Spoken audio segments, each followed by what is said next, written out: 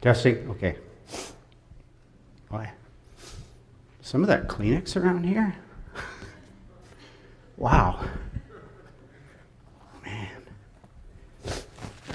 Jamie, we could have just said a prayer and gone home. Anybody old enough to remember when we used to sing that song? And it was Jamie's mom, Dad, remember? Foyer of the school, almost 25 years ago. And that song has been repeated in this church over the years, at Penny's funeral, my wife's funeral. Again and again, that song has just been an awesome, I call it a Sun Valley traditional.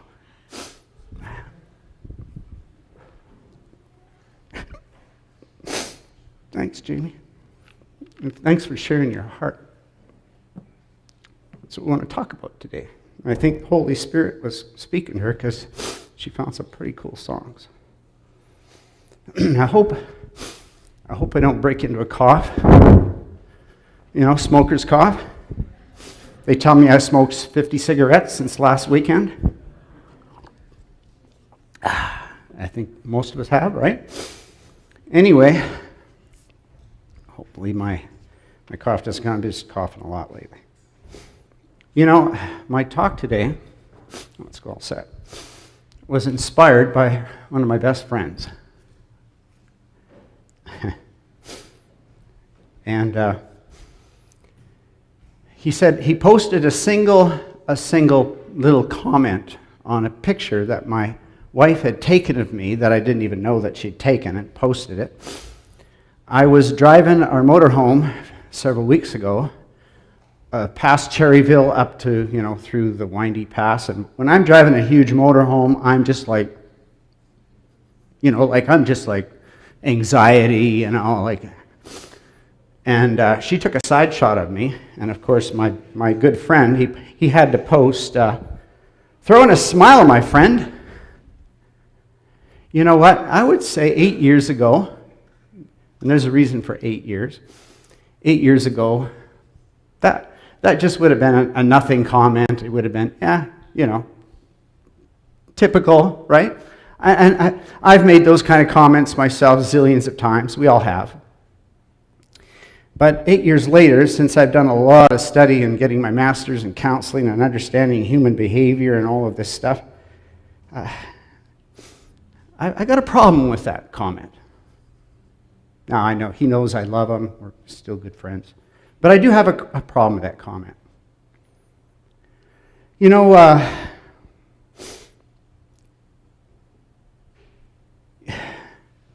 how it is. We come to church. Morning. How are you? Fine. Good. Isn't that how we speak? It's kind of like it's a sin not to be fine. It's a sin not to be happy. I grew up with those songs. I have the joy, joy, joy, joy, right down in my heart. And it's here to stay. And there was one of my favorites from Habakkuk. The joy of the Lord is my strength, my strength. Remember that one? And then we used to go, ha, ha, ha, ha, ha, ha, ha, ha, ha, ha, second verse. And somehow I got the idea that's what Christians were. And if you failed at that, well, then you weren't doing so well in your Christianity. That seemed to be the implications, at least, that I picked up over the years. And as I grew in my understanding and my knowledge, I discovered that the world is filled with emotional dishonesty. It's filled with emotional dishonesty. Not just in America. When I went to Africa, the missionaries took me aside and they said, Don, there's a few things you got to learn right away, quick. Okay, what is it? Well, the greeting here is habari gani. Habari gani. What does that mean? It means, what's the news? And the answer is always nzuri. Always, Don. Always nzuri, which means good. So you walk into somebody and then habari Okay, how's your wife? What's any news of your wife? Good. How about her? Your children, your school, your work? It's always good. Always good. Always good. And I said, well, how's that any different from North America? It's always got to be good. It's always got to be fine. Another good friend of mine, James Lalonde, he had this little saying Don, how are you? Fine, good. And then he'd go, Don, how are you really? Busted. You know what I'm saying? He just had a way of doing that, and I thought that was an awesome interjection. You know, when I started to think about this topic, I wondered, is it really a topic that would be important to speak on in church? Well, then I got to thinking of it. Yes, absolutely. Well, first of all, let's take the dishonesty part. We know that God values honesty. It's just something David in the Psalms said, but you desire honesty from the womb. So honesty is big with God, right? That part is, but what about emotions? Do emotions even have a place in Scripture? What about that? Well, there's over 600 references to heart in Scripture. That word emotion isn't there, but heart, emotion, basically same thing. The heart. And I thought the second reason we need to speak on this topic is because our relationships, and life is all about relationships. Relationships with our significant other, relationships with our families in general, relationships with our church family, relationships in our community. All relationships are better when we have what we call an emotional connection. This is the problem with Facebook now. It's so surface, it's so technical, it's just sort of, there's really no emotional connection. 70 to 80% of communication is the nonverbals, which are the grunts, the groans, the sounds, the body language, the facial expressions. And that's lacking when you text someone, when you post something. How much better? I mean, as a marriage counselor, my goal is to establish, and oftentimes, in fact, most of the time, for the first time in the couple's life, an emotional connection. It's never been there from the beginning, even in so many couples' lives. They don't even know what that means, an emotional connection. They're so shut down. We're so shut down in that department. Just this morning when I was just reading, with the fun of reading, I came across something in this book I just bought yesterday. This is a book that's called The Shack Revisited. It's a commentary on the book, The Shack, the novel. Those of you who, I have to say this, if you've read the Bible, I hope The Shack comes number 2. That's my view of The Shack in a nutshell.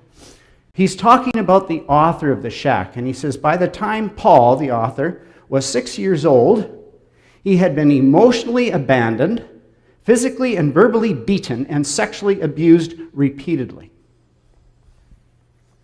And then this Paul grows up to be a man. And this describes his experience in the church. Religion was the only world Paul knew. The cards he had been dealt, remember that? So he played them. He believed in the religious version of Christianity. He had to.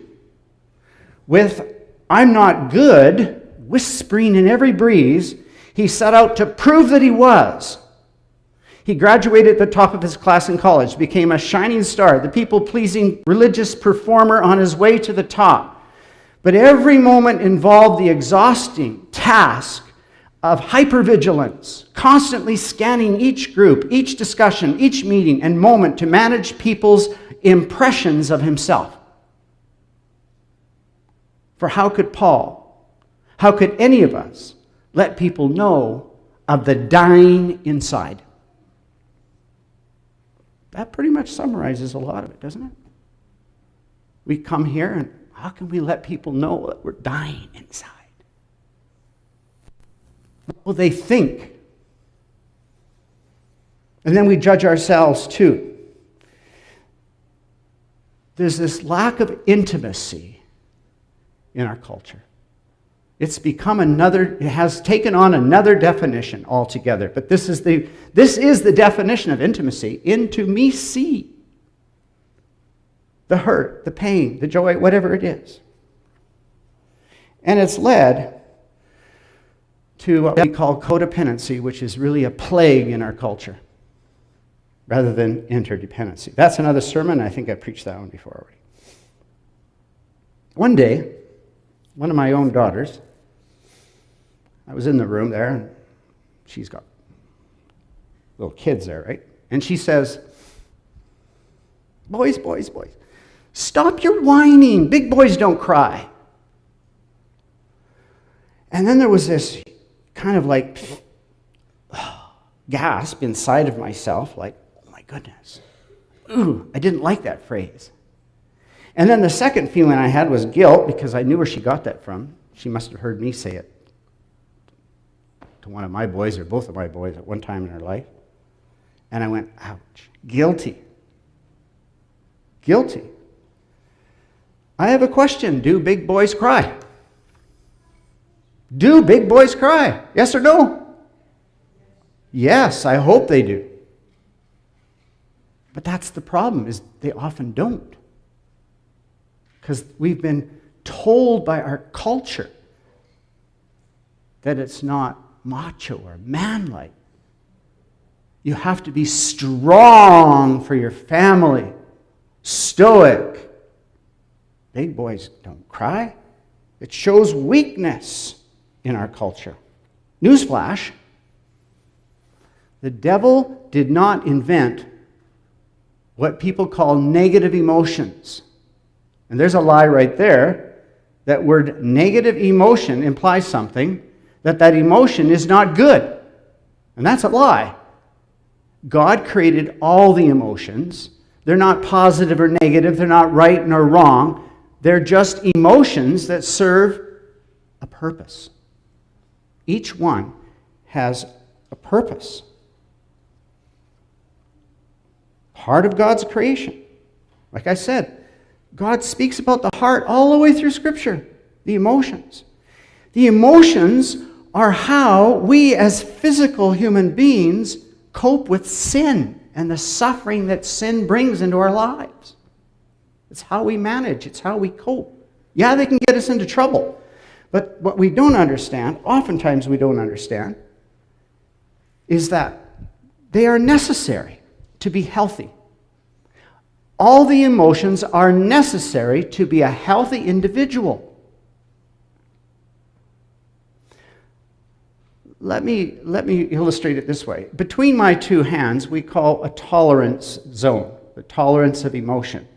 So anything below this bottom hand would be very little, if no emotion at all. Very little or no emotion. And anything above my top hand represents emotion that's over the top, like totally, volcano. Human beings do well between these 2 points. They do better. They're healthier. When we shut our emotions down, we're not healthy. When those emotions are out of control and spiraling constantly, we're not healthy. So the key is to be in the zone, so to speak, emotionally. That's emotional health. But our society has told us to push these down, suppress them, don't feel them.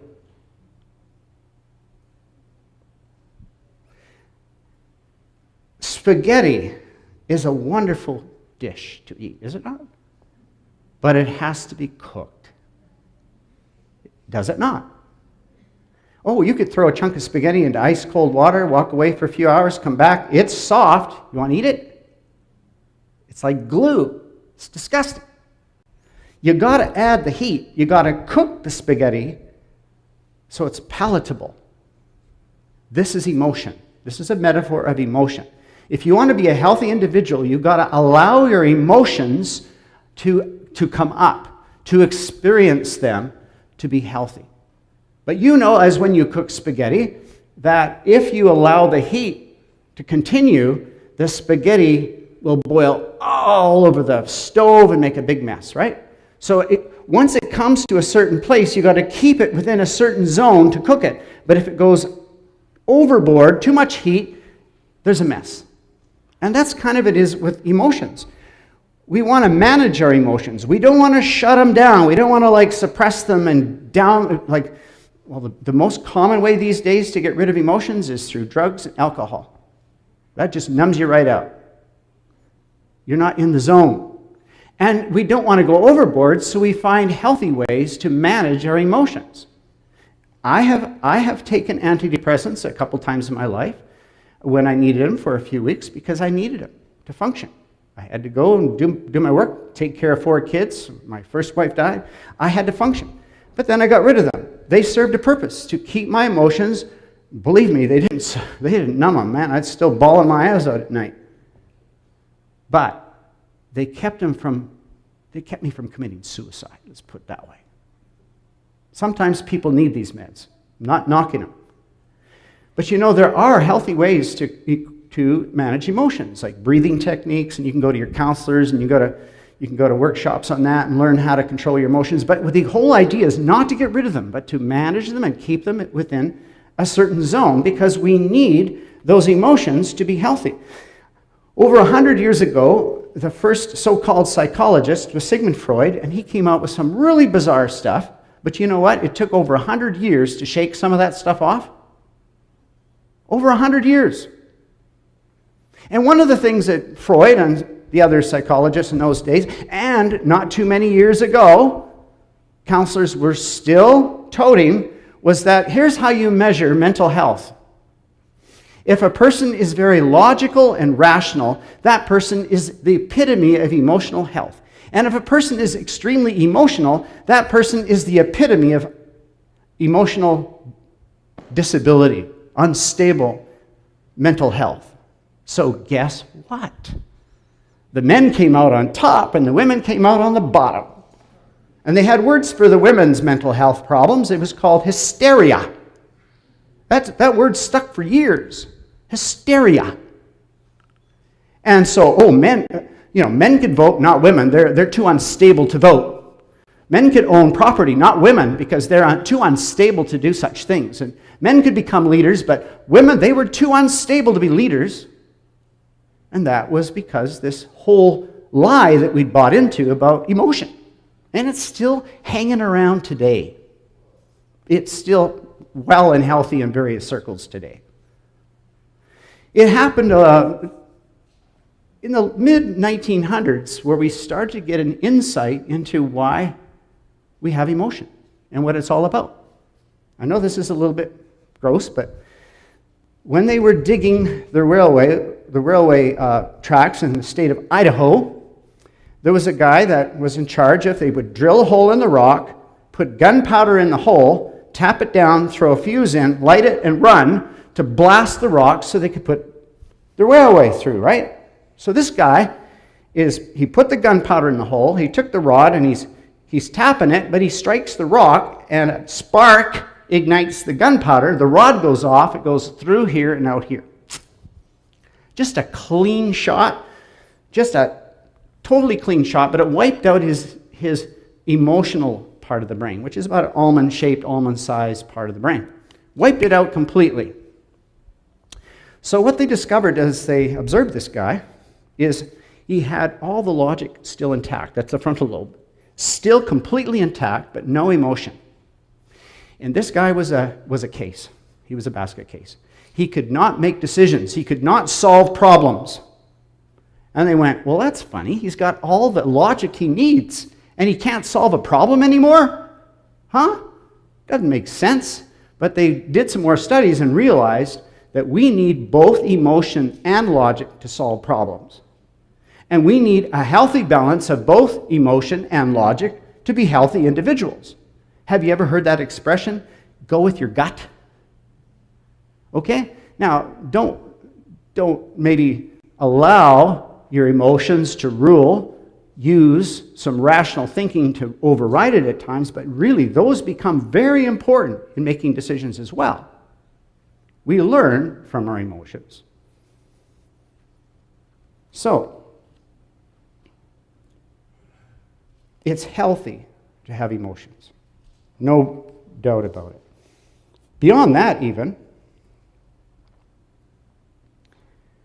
let's just go here. Gabor Mate, Dr. Gabor Mate, he has written a couple books.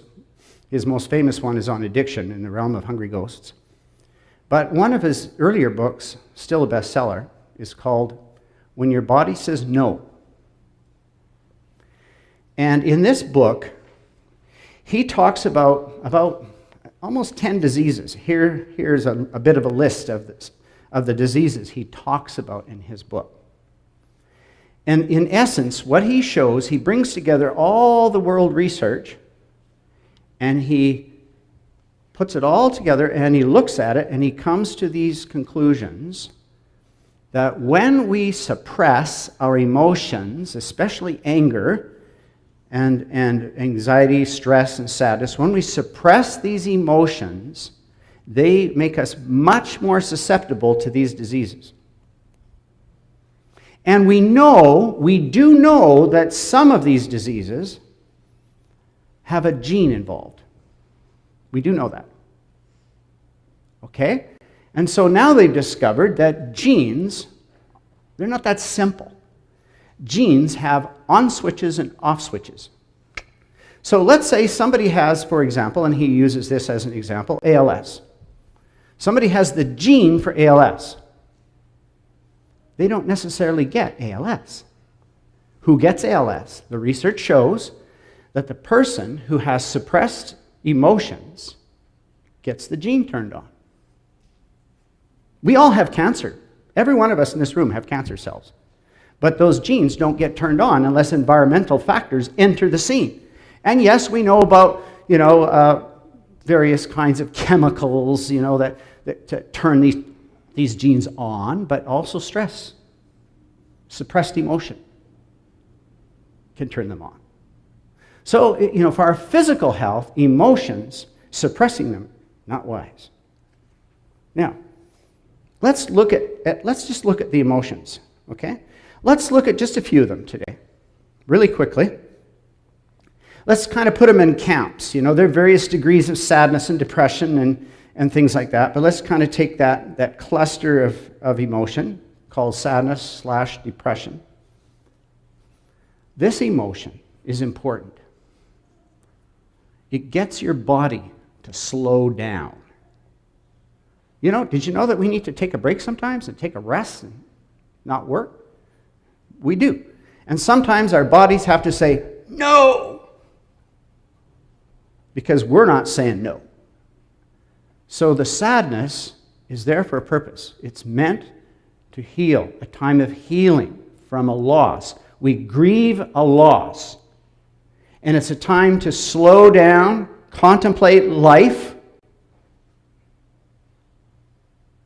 think about life. And tears, the very tears themselves, have been analyzed, and they contain chemicals that are very toxic to the brain. And the only way out of the brain is through these special ducts that lead to ducts in the tears.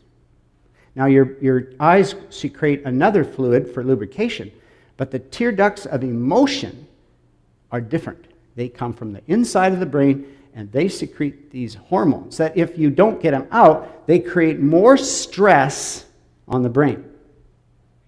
Unhealthy.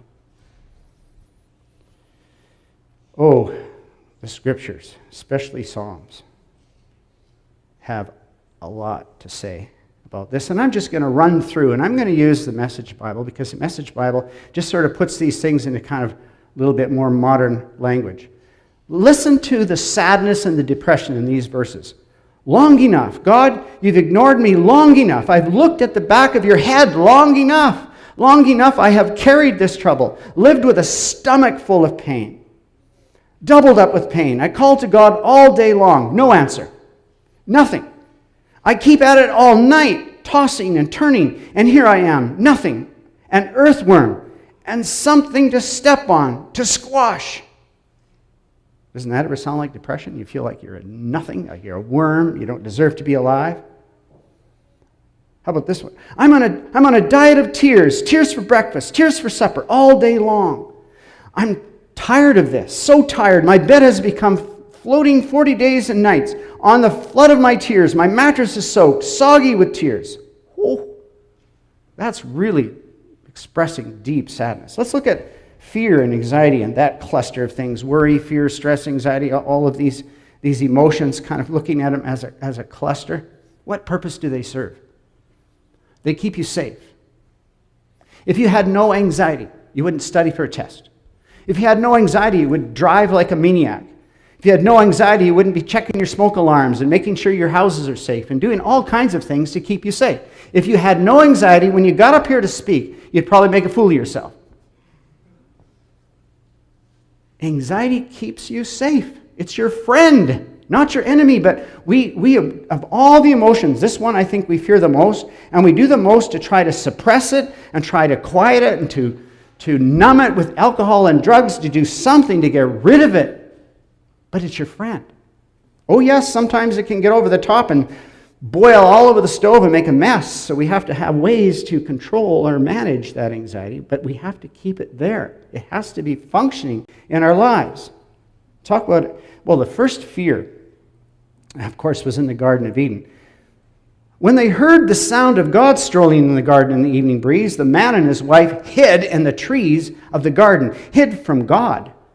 And God called to the man, "Where are you?" He said, "I heard you in the garden, and I was afraid because I was naked and I hid." You know what's behind fear? Shame. Shame. In fact, when men have fear, it's because they have shame for being afraid. Because big boys don't get afraid, right? Supposed to be strong and brave. Even some of our songs, bless them, songs like, "I don't have to be afraid because God is there."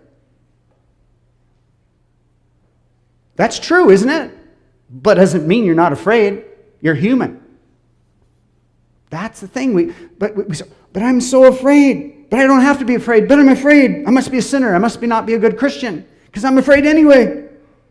It's okay to be afraid. It's okay to have anxiety. It's okay to have this kind of stress. Look at scriptures here. God, I'm running to you for dear life.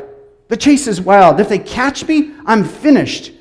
Ripped to shreds by foes fierce as lions, dragged into the forest and left unlooked for, unremembered. This guy's afraid for his life. Stand up, God. Pitch your fury against my furious enemies. Wake up, God. My accusers have packed the courtroom. Fear. Every time an angel shows up in the Bible, what's the first thing an angel has to say? Don't be afraid. Fear not. Right? I'm okay. It's okay. Fear is just a natural response of wanting to be safe, not evil. It's how we respond to fear in our behaviors that counts. So I can be afraid, but still go forward with courage, but still have the emotion of fear. That's okay. But I can move forward anyway. That's important.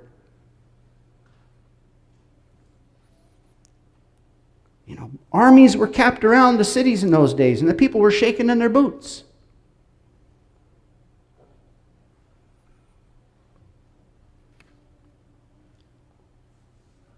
Let's look at anger. And there's a slew of emotions here, everything from frustration, anger, mad, upset, just a slew of things. But they all kind of fall under this term anger. What's the purpose of anger? I had a whole sermon on this a few months ago, so we'll do it quick. Anger is an appropriate response to injustice. And if you see an injustice and you don't get the emotion of anger, technically, you're a psychopath. You have no emotion, no empathy, no compassion.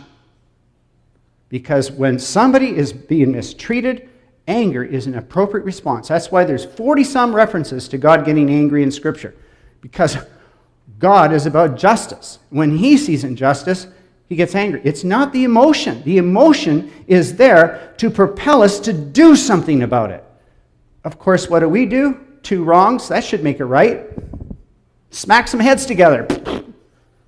Does that make it right? No, but that's how we express anger, wrongly at times. Or we just hold the anger in and suppress it and just, does that make it right? No, that hurts you now. Or we get passive aggressive, under the table side, sarcastic comments. Does that fix it? No, makes it worse. See, we as human beings, we don't express anger righteously, shall we say. How was God's wrath expressed? In Jesus. He took the sin upon himself, made it right, fixed the whole problem. Oh, wow. God's mad at injustice, so he fixes it. Salvation, it's called. Grace, forgiveness through Jesus. Look at the Psalms when it comes to anger. Oh, my goodness. Anybody pray like this lately? Break the wicked right arms. Break the evil left arm. Search and destroy every sign of crime. Yeah, go get them, God. Break their arms. Slice their lips off their faces. Pull the braggarts' tongues. That's pretty angry, I'd say. Praying like that. Harass those hecklers, God. Punch these bullies in the nose. Grab a weapon, anything at hand. Stand up for me. Grab the spear. Aim the javelin at the people who are out to get me. That's how we feel sometimes, don't we, when we're angry? That's anger, but that doesn't mean you have to throw the spear. Do something else more productive, perhaps. That's how we feel sometimes, and it's allowed in the Bible. Let's talk about, just briefly, some lies we've come to believe about emotions. Well, the first lie, what I've been kind of alluding to, is some emotions are to be avoided, to be suppressed. Smile, my friend. You can't be tense when you're driving a motorhome. Smile, relax. No, that anxiety keeps me safe, and my family safe, my 2 dogs safe. Emotions aren't right or wrong. Remember? They're not right or wrong. It's not about that. They're just emotions. Lie 2, and this is a big one, that I'm responsible for another person's emotions. This is big. You probably wonder what that means, maybe. But here's how it goes. Here's how it goes. Let me tell you how it started, how it starts.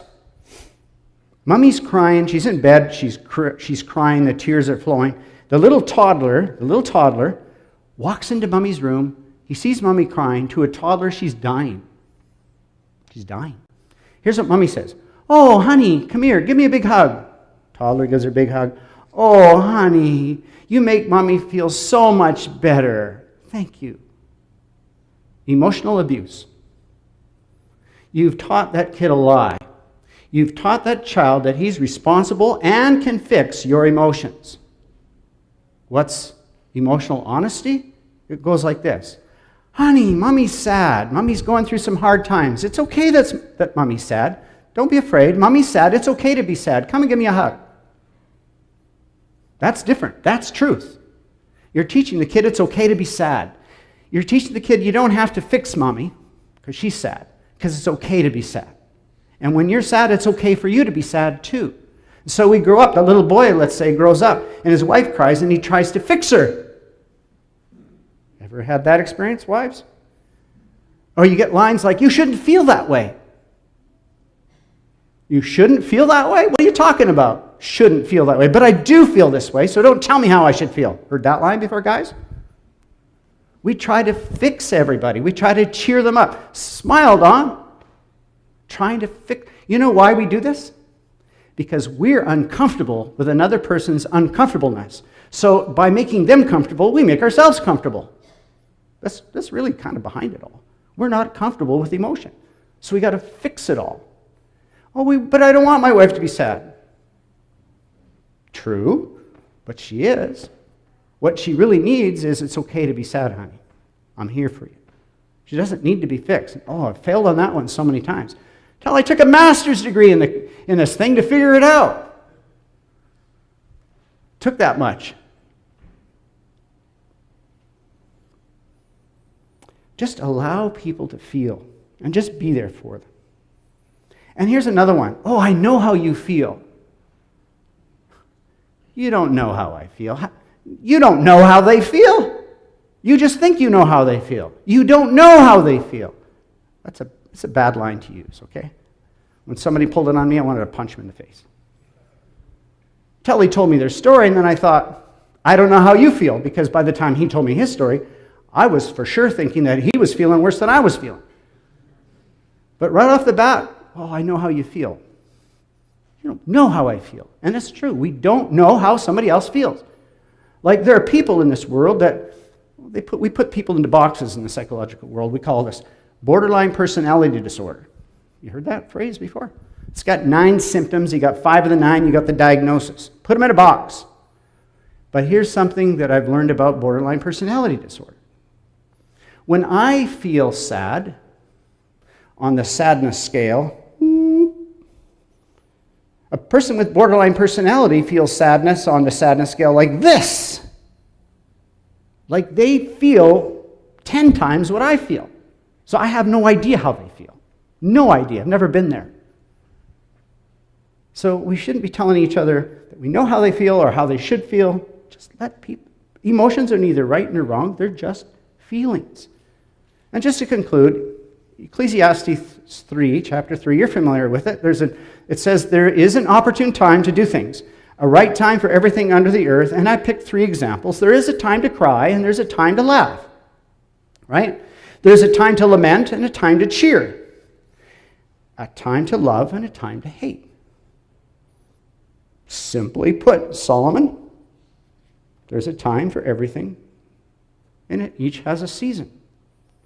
And I just want to conclude with some thoughts about the life of Jesus. Jesus, weep with me. That verse, Jesus wept at the grave of Lazarus, has helped me so much to know that when I'm weeping, Jesus is weeping. He's okay with weeping.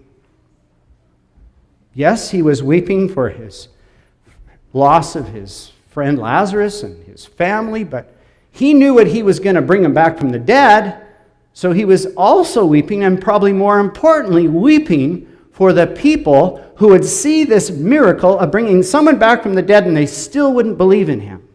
He was weeping. He wasn't mad at them. He was weeping for them. Interesting, eh?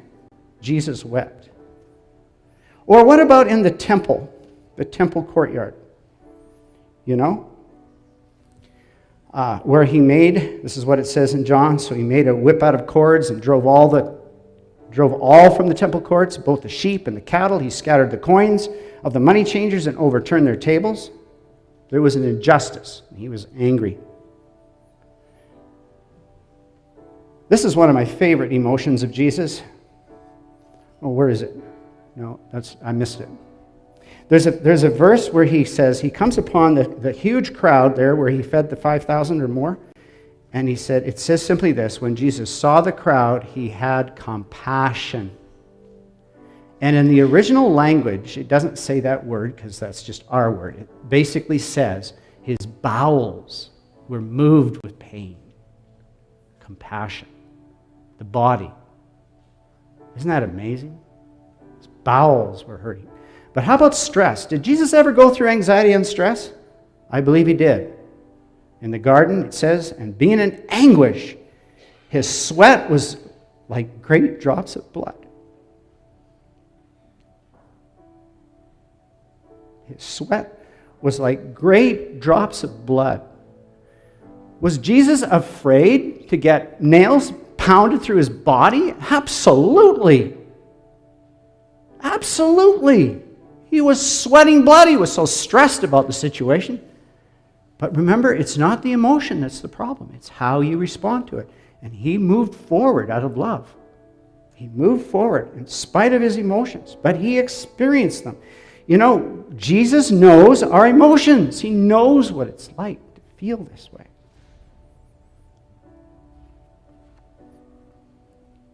It's okay to feel emotion, but maybe you should buy this shirt if you're going to say, I'm fine. Let's be honest about our emotions. Let's be open and vulnerable. I loved how Jamie was open and vulnerable and expressed her emotions. And I love it when Dale comes up and does that. He's not here today, but I'd love to tell him I appreciate his. When he used to do leadership in the singing, I always appreciated Dale because the thing was, Dale always cried. And I thought, big boys do cry.